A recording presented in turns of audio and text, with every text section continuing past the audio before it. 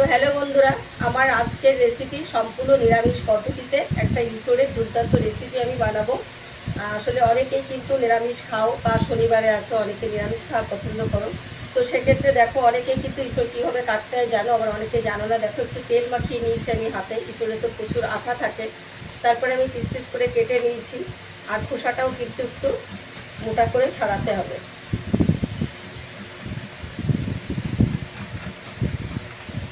দেখো, এরকম মোটা করে ছাড়িয়ে ফেলতে হবে খোসা।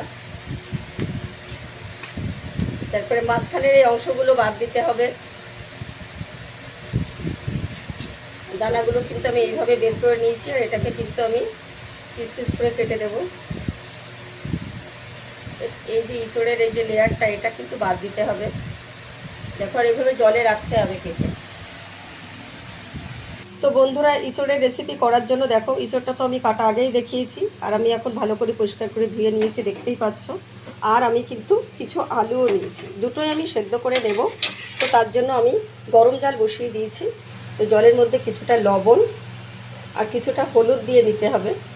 হলুদটা দিলে কিন্তু ইঁচড়ের যে কল ভাব সেটাও থাকবে না, আর অনেক সময় ইঁচড়টা সেদ্ধ করার ফলে কালো হয়ে যেতে পারে, সেটাও কিন্তু আর হবে না। আর আলুটা কিন্তু আমি সাথে সাথে দেবো না, যেহেতু আলুটা দিলে একসাথে দিলে গলে যেতে পারে। তো সেক্ষেত্রে কিছুটা ফোটার পরে তবেই কিন্তু আমি আলুটা দিয়ে দেবো। রান্না করার জন্য আমি এখানে নিয়েছি হলুদ গুঁড়ো, ধনের গুঁড়ো, জিরের গুঁড়ো, লবণ, চিনি, গরম মশলার গুঁড়ো আছে, কাঁচা লঙ্কা, কয়েকটা লঙ্কা আমি কিন্তু চিড়ে রেখেছি, আর কয়েকটা আমি গোটাও রেখেছি। এখানে আছে টমেটো কুচি, কিশমিশ, আদা বাটা, কাজু বাদামের একটা পেস্ট আমি করে নিয়েছি। আর ফোড়ন হিসাবে লাগবে কয়েকটা তেজপাতা, একটা শুকনো লঙ্কা, এলাচ, লবঙ্গ, দারচিনি।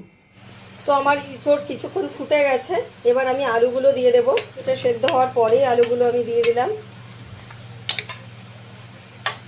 তো এঁচড়টা আমার সেদ্ধ হয়ে গেছে, আমি নামিয়ে নিয়ে জল ঝরিয়েও নিয়েছি। তো আমি এঁচড়টা করার জন্য কড়াইতে তেল বসিয়ে দিয়েছি, আর সম্পূর্ণ রান্নাটা কিন্তু আমি সর্ষের তেলে করবো। ফোড়ন হিসাবে আমি যেগুলো নিয়েছিলাম আগেও বলেছি, সেগুলো সব দিয়ে দিয়েছি। এবারে আমি কিশমিশ দিয়ে দিয়েছি,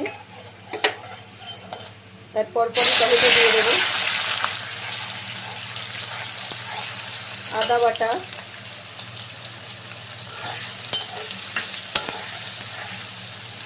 কয়েকটা কাঁচা লঙ্কা আমি ছিঁড়ে রেখেছিলাম, সেগুলো দিয়ে দিয়েছি।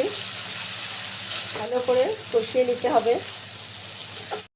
আমি ভালো করে কষিয়ে নিয়েছি, আর এবারে আমি গুঁড়ো মশলাগুলো সব দিয়ে দেবো।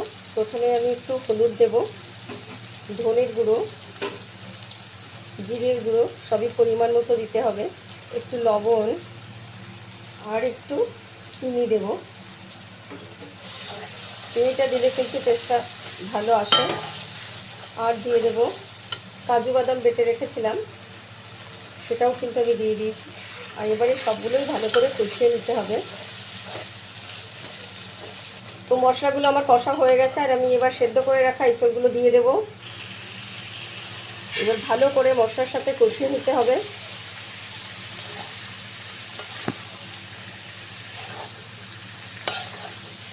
এঁচড়টা আমি ভালো করে কষিয়ে নিয়েছি, আর আমি এবারে দিয়ে দেব জল।